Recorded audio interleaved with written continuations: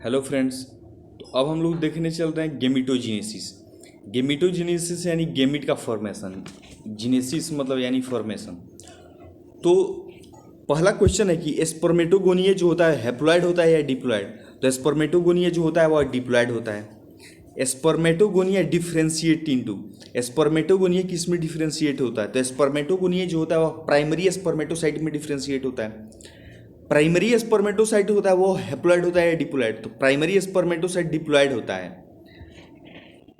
Gametogenesis का step क्या है? तो गेमिटोजेनेसिस में सबसे पहले स्पर्मेटोगोनिया कन्वर्ट होता है प्राइमरी स्पर्मेटोसाइट में, प्राइमरी स्पर्मेटोसाइट से सेकेंडरी स्पर्मेटोसाइट में, और सेकेंडरी स्पर्मेटोसाइट से स्पर्मेटिड में, और स्पर्मेटिड के बाद स्पर्म में। ठीक है। अगला है कि first haploid stage of gametogenesis. Gametogenesis का फर्स्ट हैप्लॉइड स्टेज क्या है? तो सबसे पहले जो हैप्लॉइड स्टेज बनता है वह सेकेंडरी oocyte बनता है। अगला है कि जो सेकेंडरी स्पर्मेटोसाइट है DNA content equal to spermatogonia. क्या जो डीएनए कंटेंट होता है स्पर्मेटोसाइट और स्पर्मेटोगोनिया में सेम होता है? हाँ, दोनों में बराबर ही होता है। Spermatid are transferred into sperm by the process is called spermiogenesis.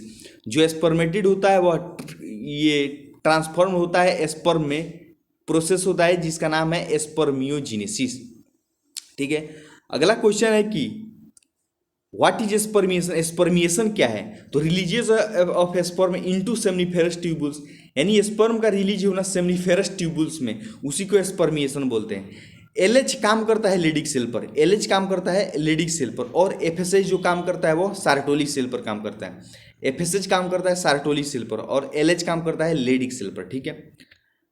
अगला है कि स्पर्म किससे बना होता है? स्पर्म तो स्पर्म में हेड होता है, नेक होता है, मिडिल पीस होता है और टेल होता है। Head piece middle, head neck middle piece और tell.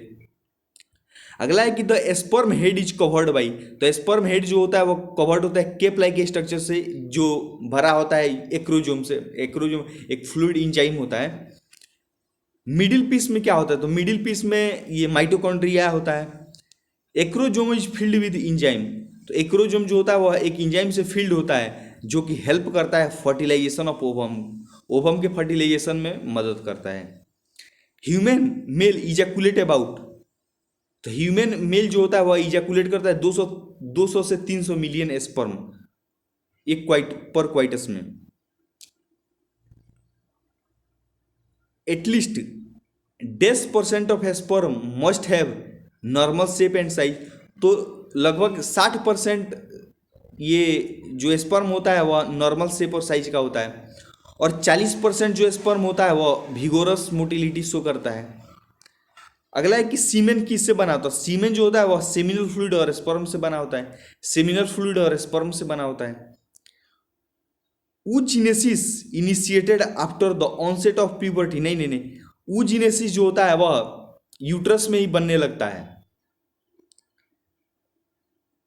Primary oocyte arrested eight, अच्छा प्राइमरी oocyte किस में जाके अरेस्ट हो जाता है? प्रोफेज 1 में जाके अरेस्ट हो जाता है, जो कि म्यूसिस का पार्ट है। प्राइमरी oocyte सराउंडेड बाई, तो प्राइमरी oocyte जो होता है वह ग्रेनुलोसा लेयर से सराउंडेड होता है। Total primary follicle left about puberty in the female body, female में ये प्यूबर्टी के समय 1,20,000 से 1,60,000 के आसपास लगभग बचा रहता है। Primary follicle surrounded by granulosa cell, primary follicle जो होता है सराउंडेड होता है ग्रेनुलोसा सेल से। और new theca are called secondary follicle, अच्छा जो नया थीका बनता है उसको सेकेंडरी फॉलिकल बोलते हैं। Tertiary follicle is characterize by, तो टर्शियरी फॉलिकल के अंदर ये फ्लूइड फील्ड एंट्रम होता है जिसको टर्शियरी फॉलिकल बोलते हैं। The theca layer is tertiary follicle is, जो आउटर थीका जो होता है उसको एक्सटर्ना बोलते हैं और इनर थीका इंटरना होता है। Primary oocyte complete its first meiotic division in, तो tertiary stage of follicle, follicle के टर्शियरी स्टेज में प्राइमरी oocyte कंप्लीट होता है, उसमें उसका फर्स्ट म्यूटिक डिवीजन कंप्लीट होता है।